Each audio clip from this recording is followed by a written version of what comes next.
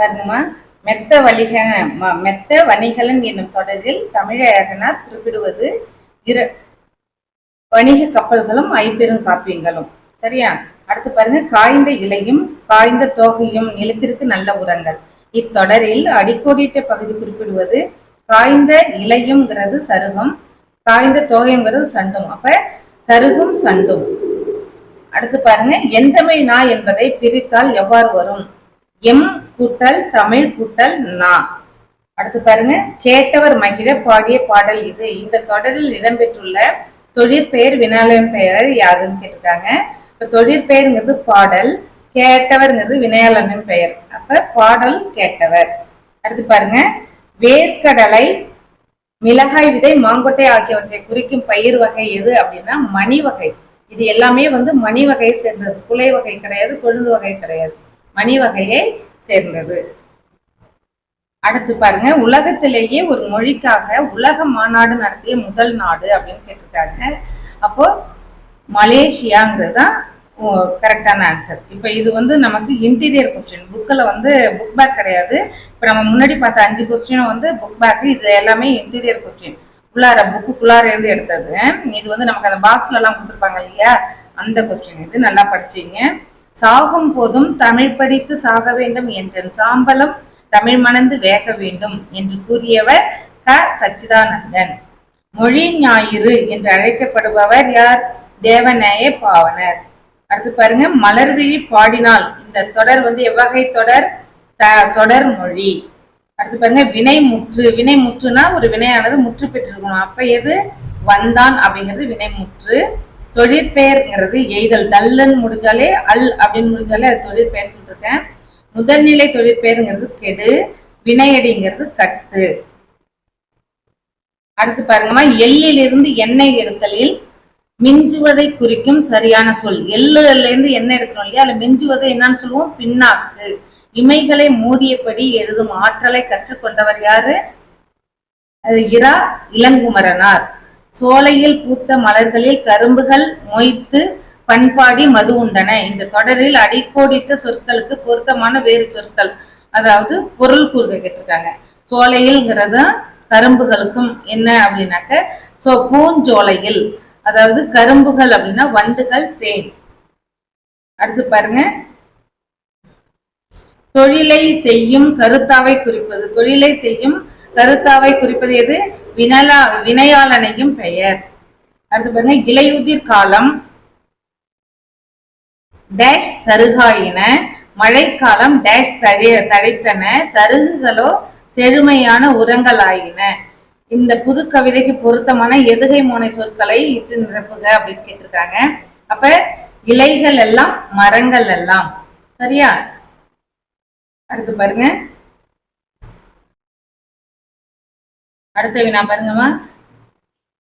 வெகுவார்க்கில்லை உரநெசை. இச்சொற்களில் உள்ள அளப்படைகள் என்ன அப்படின்னு கேட்டிருக்காங்க.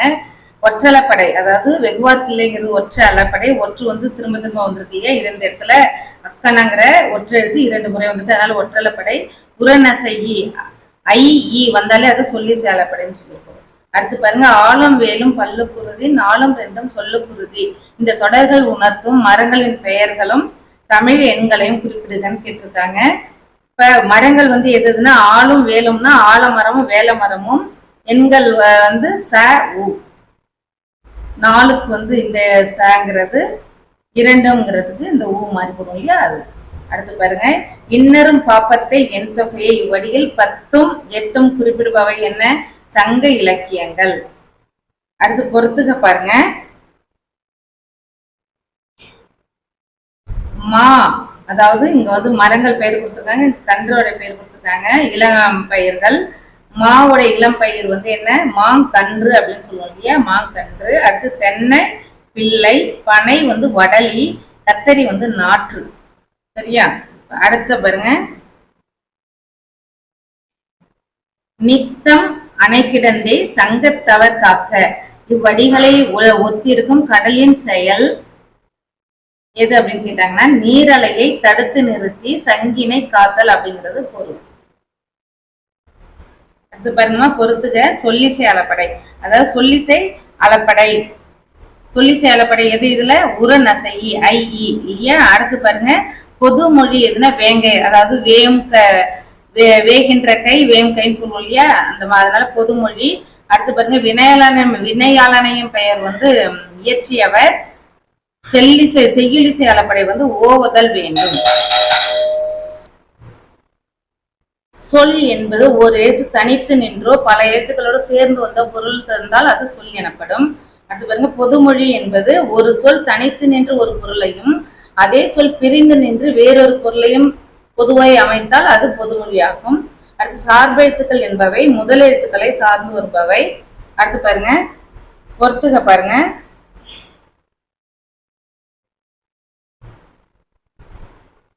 பொறுத்துக்க பாருங்கம்மா.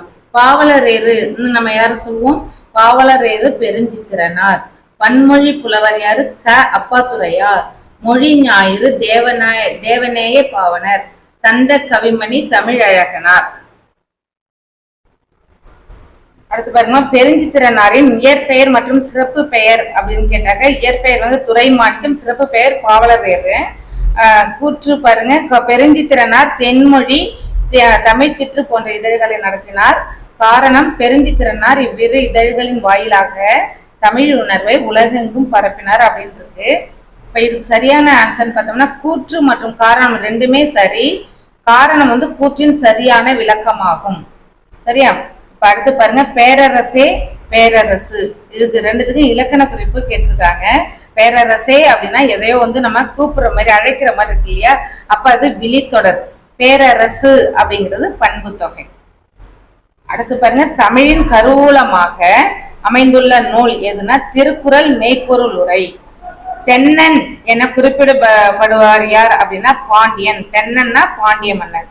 மன்னி அரசிருந்த மண்ணுலக பேரரசு அப்படின்னா நிலைத்த, மன்னினா நிலைத்த, பொருள் கூறுகையில நம்ம பார்த்திருக்கோம் இல்லையா. அடுத்து பாருங்க தூறு என்பது எவற்றின் அடிப்பகுதியை குறிக்கிறது. தூறுனா குத்து செடி புதர். அடுத்து பாருங்க அடி மரத்தினின்று பிரியும் மாபெரும் கிளையின் பிரிவுக்கு வழங்கும் பெயர் என்ன, கவை. கவைன்னு தான் சொல்லுவோம் இல்லையா. காய்ந்த கொம்பும் சுவையும் அடியும் தாவரத்தின் எப்பகுதிக்கு வழங்கும் சொல்லாகும் அப்படின்னா கட்டை. காய்ந்த கொம்பும் கவையும் வந்து கட்டை தான் சொல்லுவோம். டேஷ் என்பது வாழைத்தாற்றின் பகுதி. சீப்பு என்பது வாழைத்தாற்றின் பகுதி. அடுத்து பாருங்க நெல் புல் முதலியவற்றின் நுனி பகுதியை என்னன்னு சொல்லுவோம், துளிர் அல்லது தளிர் அப்படின்னு சொல்லுவோம். அடுத்து பாருங்க கூற்று. கூற்று ஒண்ணு வந்து பூவின் நிலையை அரும்பு போது மலர் செம்மல் என்று குறிப்பர். கூற்று இரண்டு வந்து செம்மல் என்பது மரஞ்செடியின் இருந்து பூ கீழே விழுந்த நிலையை குறிக்கும்னு சொல்லியிருக்காங்க. இப்ப இதுல வந்து என்ன சரியான ஆன்சர் எது அப்படின்னாக்க நமக்கு ஆப்ஷன் இஎன். கூற்று ஒண்ணு சரி, ரெண்டு தவறு. ஏன் அப்படின்னாக்க ரெண்டு வந்து நமக்கு இங்க என்ன கொடுத்துருக்காங்க, செம்மல்ங்கிறது மரம் செடியிலிருந்து பூ கீழே விழுந்த நிலைன்னு சொல்லிருக்காங்க இல்லையா. பூ கீழே விழுந்த நிலை கிடையாது, வாடின நிலை. செம்மல்ங்கிறது பூ வந்து வாடின நிலையை குறிப்பிடுவாங்க.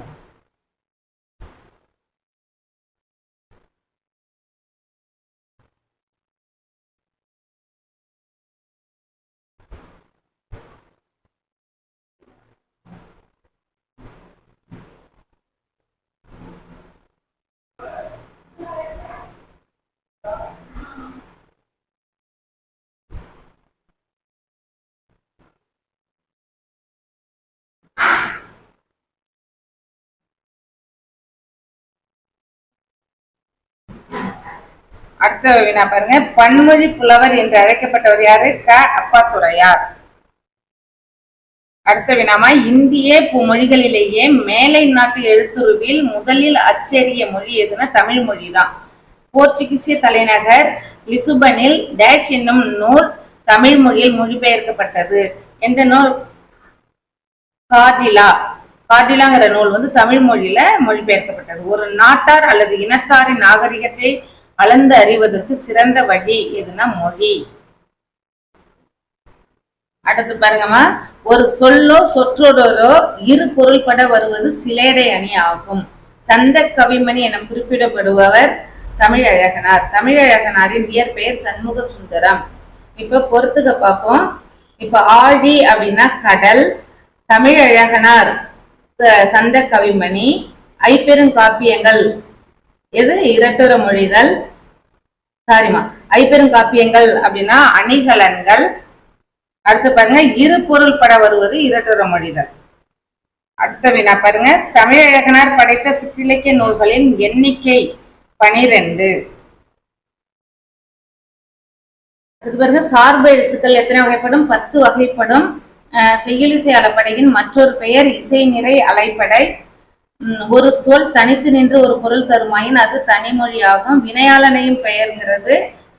விளையாளன் பெயர் டேஷ் காட்டும். எது? காலம், இடம், குணம், பண்புன்னு கேட்டிருக்காங்க. அப்ப காலம் தான்.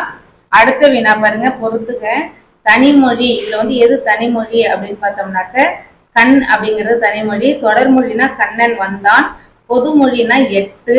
வினையாளன் பெயர்னா பொறுத்தார். அடுத்த வினா பாருங்க, வினையடியுடன் விகுதி சேர்வதால் உருவாகும் தொழிற்பெயர் விகுதி பெற்ற தொழிற்பெயர். நல்லா கவனிச்சிங்க. அடுத்து பாருங்க, தொழிற்பெயர் இதுல எது? நடத்தல். எதிர்மறை தொழிற்பெயர் நடவாமை. ஆமை, நடவு, நடவாமை. நடத்தல், அதுக்கு ஆப்போசிட் நடவாமை. விகுதி பெற்ற தொழிற்பெயர் அப்படின்னா நடத்தை. முதநிலை தெரிந்த தொழிற்பெயர் கேடு. இப்போ இயல் 2 பார்ப்போம். உனக்கு பாட்டுகள் பாடுகிறோம், உனக்கு புகழ்ச்சிகள் கூறுகிறோம். பாரதி வழியில் இடம்பெற்றுள்ள நயங்கள் எவை அப்படின்னா மோனை, எதுகை. அடுத்து பாருங்க, செய்தி 1. ஒவ்வொரு ஆண்டும் ஜூன் 15 உலக காற்று நாளாக கொண்டாடி வருகிறோம். செய்தி 2. காற்றால மின் உற்பத்தியில் இந்தியாவில் தமிழகம் 2ஆம் இடம் என்பது எனக்கு பெருமையே. அடுத்து செய்தி 3 பாருங்க, காற்றின் ஆற்றலை பயன்படுத்தி கடல் கடந்து வணிகம் செய்து அதில் வெற்றி கண்டவர்கள் தமிழர்கள். இப்போ இதுல எது சரி அப்படின்னு பார்த்தோம்னாக்க 1, 3 சரி. 1 சரி, 3 சரியான விடை. இப்ப 2 அப்படின்னு பார்த்தோம்னாக்க தமிழகம் முதலிடம் வகிக்கிறது, 2ஆம் இடம் கிடையாது. காற்றால மின் உற்பத்தியில் இந்தியாவில் தமிழகம் முதலிடம் வகிக்கிறது. அதுதான் சரியான செய்தி. நல்லா ஞாபகம் வச்சுங்க. அடுத்து பாருங்க, பாடு தமிழ் பாடு இமிழ் பனிக்கடல் பருகி என்னும் முல்லைப்பாட்டு அடி உணர்த்தும் அறிவியல் செய்தி யாது? கடல் நீர் ஆவியாகி மேகமாதல்கிறது தான் இதோடைய பொருள். அடுத்து பாருங்க, பெரிய மீசை சிரித்தார் அப்படின்னா என்ன? அன்மொழி தொகை. பெரிய மீசை சிரித்தார், சிவப்பு சட்டை வந்தார் அப்படின்லாம் சொல்றோம் இல்லையா, அது அன்மொழி தொகை. அடுத்து பாருங்க, அடுத்து பொறுத்துக பாருங்க. கொண்டல், கொண்டல் அப்படின்னாக்க நமக்கு கிழக்குன்னு அர்த்தம். இல்ல தப்பா குறிச்சிருக்காங்க, கிழக்கு. அடுத்து கோடை அப்படின்னாக்க கோடை அப்படின்னா மேற்கு, வாடைனா வடக்கு, தென்றல்னா தெற்குமா. சரியா? கொண்டல்னா என்ன? கிழக்கு. கோடை காற்று, கோடைனா மேற்கு, வாடைனா வடக்கு, தென்றல்னா தெற்கு. அடுத்து பாருங்க, மேலும் கூடுதல் வினாக்கள் பார்ப்போம். மலர்கை, மலர்கை இதுல எந்த வகை தொகை வந்திருக்கு அப்படின்னா உவமை தொகை. அடுத்து பாருங்க, செங்காந்தல் என்ற சொல்லில் அமைந்துள்ள தொகை பண்பு தொகை.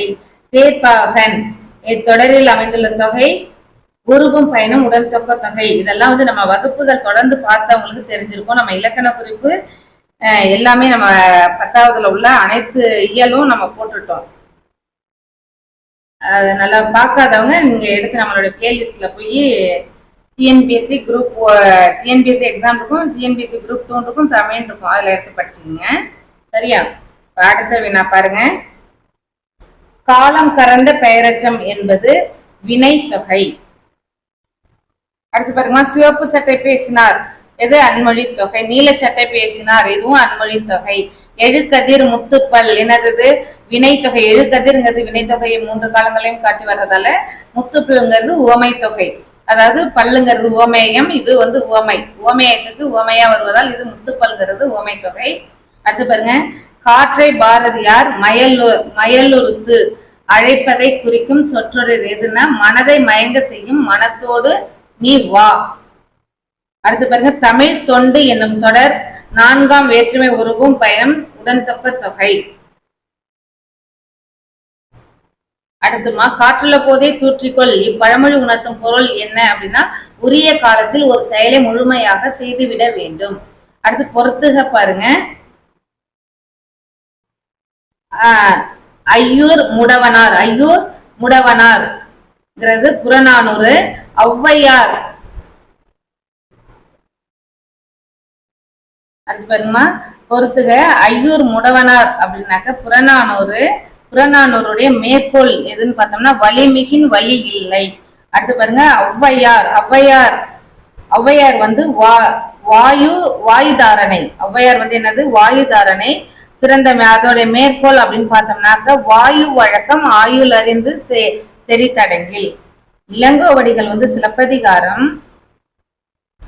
சிறந்த மேற்கோள் வண்டோடு புக்க மணவாய் தென்றலே.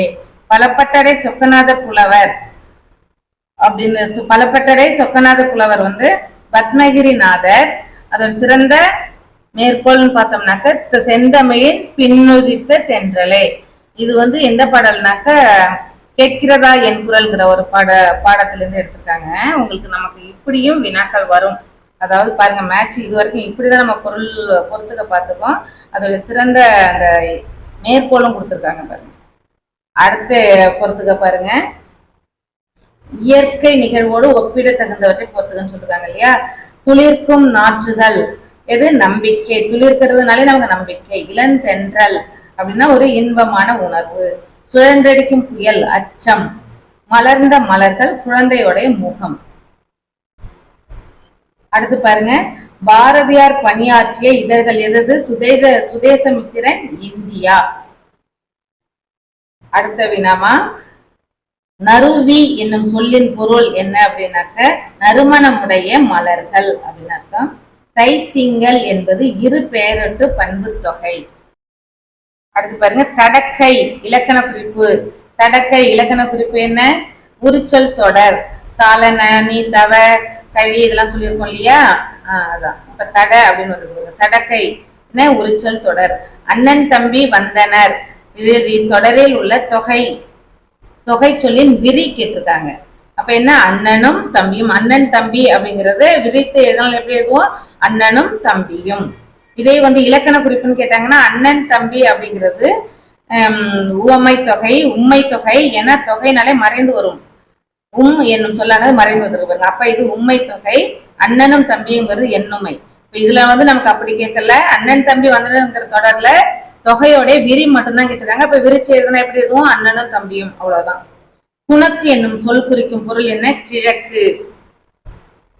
அடுத்து பாருங்கம்மா உலக காற்றாலை மின் உற்பத்தியில் இந்தியா வந்து எத்தனாவது இடம் பெற்றுள்ளது? 5ஆம் இடம் பெற்றுள்ளது.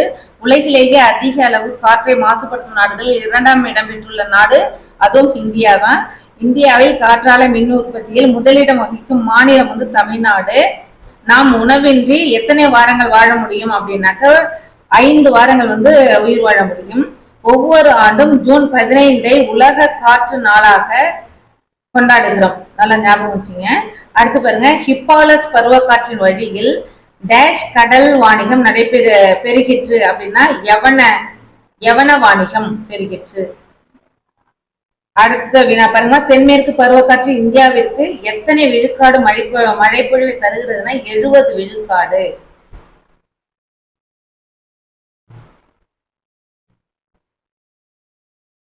நெக்ஸ்ட் பாருங்க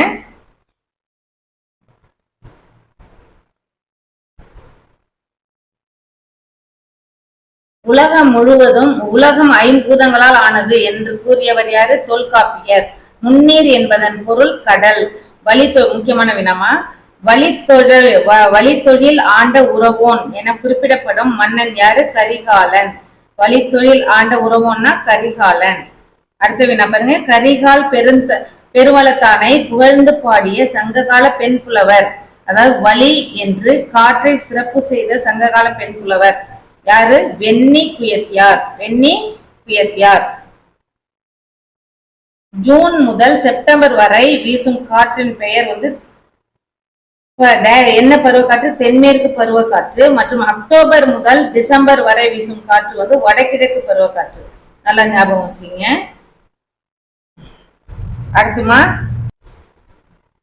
அடுத்த வினா பாருங்க யுனிசெஃப் என்பது என்ன அப்படின்னா ஐக்கிய நாடுகளின் சிறுவர் நிதியம்.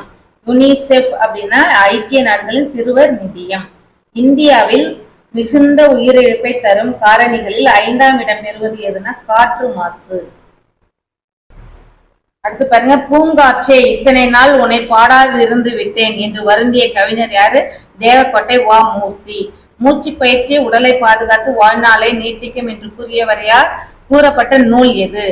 கூறியவர் திருமூலர். கூறப்பட்ட நூல் திருமந்திரம். கிப்பாலஸ் பருவகத்தின் பயனை கண்டறியும் முன்னரே காற்றின் ஆற்றலை பயன்படுத்தி கடல் வணிகத்தில் வெற்றி கண்டவர்கள் தமிழர்கள். இந்தியாவின் முதுகெலும்பு வேளாண்மை. தாய்லாந்து மன்னரின் முடிசூட்டு விழாவில் எந்த பாடல்களை தமிழ் மொழியில் எழுதி வைத்து பாடுகின்றனர்? திருவெம்பாவையும் திருப்பாவையும். மனிதர்கள் ஒரு மணித்துளிக்கு எத்தனை முறை மூச்சு காற்றாய் கார்பன் டை ஆக்சைடை வெளிவிடுகிறார்கள்? 12 முதல் 18 முறை. அடுத்த வினா பாருங்க, பாட்டுக்கொரு புலவன் என பாராட்டப்பட்டவர் பாரதியார். உரைநடையும் கவிதையும் இணைந்து யாப்புக்கட்டுகள் உருவாக்கப்படும் கவிதை வடிவம் வசன கவிதை. தமிழில் கேலி சித்திரம், கருத்து படம் போன்றவற்றை முதலில் உருவாக்கியவர் பாரதியார். அடுத்து பாருங்க, வசன கவிதையே எந்த டேஷ் என்ற வடிவம் உருவாக காரணமாக இருந்தது? எந்த வடிவம்னா புதுக்கவிதை. வசன கவிதை தான் புதுக்கவிதை உருவாக காரணமாக இருந்தது. பேய் போல வீசி அதனை மடித்து விடாதே. இதுல அடிக்கோடிட்ட சொல் எதனை குறிக்கிறதுன்றது. இதுல அடிக்கோடிட்ட சொல் பேய் போல. பேய் போலங்கிறது காற்று. அடுத்த வினா, ஆங்கிலத்தில் ப்ரோஸ் பொயட்ரி அதாவது ஃப்ரீ வேர்ஸ் என்று அழைக்கப்படும் வடிவம் தமிழில் யாரால் அறிமுகப்படுத்தப்பட்டது அப்படின்னா பாரதியார். அடுத்து பொறுத்துக. மையலொருத்து அப்படின்னாக்க மயங்க செய் அப்படின்னு அர்த்தம். பிராணரசம் அப்படின்னா உயிர் வலி. வாசனை நறுமணம். லயத்துடன் அப்படின்னா சீராக. அடுத்து பாருங்க, முல்லைப்பாட்டின் ஆசிரியர் நப்பூதனார். கோடி என்பதன் பொருள் மலை. கோடு கொண்டு எழுந்த கொடுஞ்செலவு எழிலி அப்படின்னா இதுல மேகம் என்னும் பொருள் தரும் சொல் எதுன்னு கேட்டிருக்காங்க. எழிலி. மேகம்னா எழிலி. எழிலின்றது இல்லையா, மேகம் என்னும் பொருள் தருவது. நடுங்கு சுவல் அசைத்த கையல். இதில் அடிக்கோடிட்ட பொருள் சொல்லின் பொருள் என்னன்னு கேட்டிருக்காங்க. சுவல்னா தோல். அடுத்து பாருமா, உரு துயர் என்பதன் இலக்கண குறிப்பு. உரு துயர் வினை தொகை 3 காலங்களையும் உணர்த்தி வருவது. காடும் காடு சார்ந்த இடமும் எது? முல்லை. முல்லைப்பாட்டு டேஷால் இயற்றப்பட்டது. எந்த பா? ஆசிரியர் பாவால் இயற்றப்பட்டது.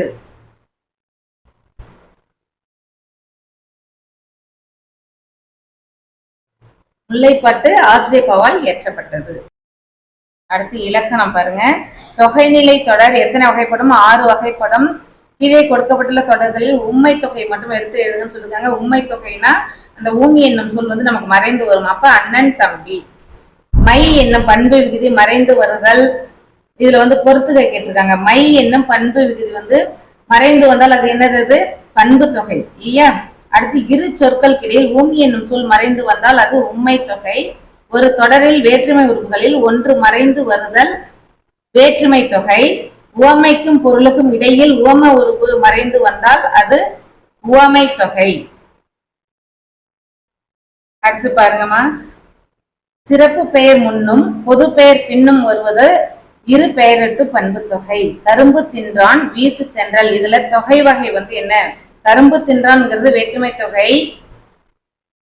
வீசு தென்றல்ங்கிறது வினை தொகை. 3 காலங்களை உணர்த்தி வருது. இதுல கரும்பை ஐ என்னும் வேற்றுமை உருவு மறைந்து வந்துள்ளது. அடுத்து பாருங்க, கொள்களிறு இலக்கண குறிப்பு என்ன? வினை தொகை. வேற்றுமை வினை பண்பு உவமை உண்மை ஆகிய தொகைநிலை தொடர்கள் அல்லாத வேறு சொற்கள் மறைந்து நின்று பொருள் தருவது அன்மொழி தொகை. அடுத்த வினா பாருங்க, மாணவர் ஒழுக்கம் மாணவரது ஒழுக்கம். நல்லா பாருங்க, மாணவர் ஒழுக்கம் மாணவரது ஒழுக்கம் ஆகிய சொற்றொடர்களில் பொருளை வேறுபடுத்த காரணமாக அமைவது எது? வேற்றுமை உருவு. மாணவர் ஒழுக்கம், இதுல மாணவரது ஒழுக்கம் இருக்கும். அடுத்து பாருங்க, கை தொழுது. கை தொழுது இச்சொல்லின் இலக்கண குறிப்பு 3ஆம் வேற்றுமை தொகை. ஏன் அதை 3ஆம் வேற்றுமை தொகைன்னு சொல்றோம்னா, கை தொழுதுனா கையால் தொழுது. அப்ப ஆள் என்னும் 3ஆம் வேற்றுமை உருவு மறைந்து வந்திருக்கு. இதுல பாருங்க, பின்வருவற்றில் முறையான தொடர் எதுன்னு கேட்டிருக்காங்க. தமிழர் இதுல வந்து முறையான தொடர், தமிழர் பண்பாட்டில் தனித்த வாழை இலக்கியம் உண்டு. சரியான சென்டென்ஸ் பார்த்தோம்னா தமிழர் பண்பாட்டில் வாழை இலைக்கு தனித்த இடம் உண்டு. இதுதான் சரியான விடை. அடுத்து பாருங்க, சிலம்பு அடைந்திருந்த பாக்கம், பாக்கம் எய்தி என்னும் அடியில் பாக்கம் என்பது எது அப்படின்னா பாக்கம்னா சிற்றூர். அடுத்து அறிஞருக்கு நூல், அறிஞரது நூல் ஆகிய சொற்றொடர்களில் பொருளை வேறுபடுத்த காரணமாக அமைவது எது? வேற்றுமை உருவு. காசி காண்டம் என்பது காசி நகரத்தின் பெருமையை பாடும் நூல்.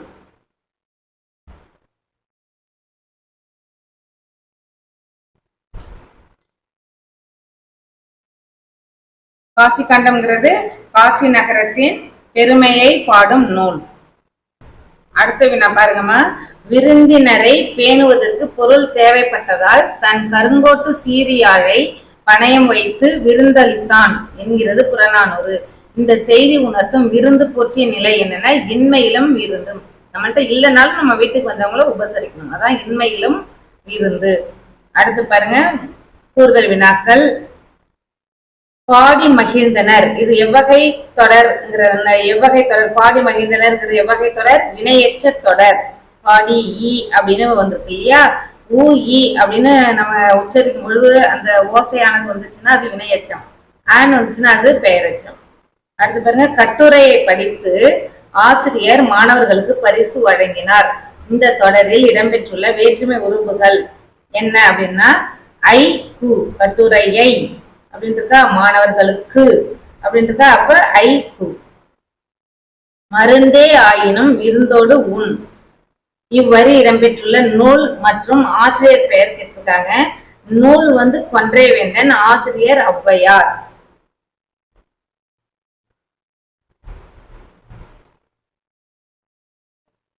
நூல் கொன்றைவேந்தன், ஆசிரியர் ஔவையார். தமிழரின் விருந்தோம்பலில் அடிப்படை பண்பு எதுமா? பகிர்ந்துண்ணல். அடுத்து பாருங்க, விடுபட்ட உணவு வகைகளை வரிசைப்படுத்துகின்றது. பச்சரிசியை கொண்டு டேஷ் செய்து பாசிப்பருப்பினை வறுத்து டேஷ் பிடித்து கேரட்டை துருவி நெய்யிட்டு டேஷ் செய்து முடித்த அம்மா இறுதியாக உருளைக்கிழங்கு சீவி டேஷ் அனைவரையும் உணவு உண்ண அழைத்தார் இருக்கு. பச்சரிசியை கொண்டு பொங்கல் செய்து பாசிப்பருப்பை வறுத்து உருண்டை பிடித்து கேரட்டை துருவி நெய்யிட்டு அல்வா செய்து முடித்த அம்மா இறுதியாக உருளைக்கிழங்கை சீவி சீவல் செய்தார். அடுத்து பாருங்க, அன்பால், அன்பால் கட்டினார், அறிஞருக்கு பொன்னாடை ஆகிய சொற்றொடர்களில் பொருளை வேறுபடுத்த காரணமாக அமைவது எதுன்னு கேட்டிருக்காங்க? வேற்றுமை உருவு. அடுத்த கூற்று பாருங்க, மலைப்படு கடாம் என்பது ஆற்றுப்படை நூல்களில் ஒன்று. காரணம் வந்து புகழ்ந்து பாடி பரிசில் பெற்ற கூத்தர் பரிசில் பெறப்போகும் கூத்தரை வழிபடுத்துவதாய் அமைந்துள்ளது அப்படின்றது. இப்ப இதுல வந்து கூற்றும் சரி காரணமும் சரி, கூற்றும் காரணமும் ரெண்டுமே சரி. நல்லா படிச்சீங்க. அடுத்து பாருங்க, காலின் 7 அடி பின் சென்று என்று பொருணராற்று குறிப்பிடுவது எது அப்படின்னா விருந்தினரை 7 அடி நடந்து சென்று வழி அனுப்புதல். அப்படின்னா நம்ம வீட்டுக்கு வரும் விருந்தினரை அவங்க நம்மள்ட்ட விடை பெற்று செல்லும் பொழுது வீட்டு வாசல் வரை சென்று அவங்கள வழி அனுப்புறதுதான் இப்படி சொல்லியிருக்காங்க. அடுத்துமா, பின்வருவனவற்றுள் சங்க இலக்கியம் அல்லாதது எது அப்படின்னாக்க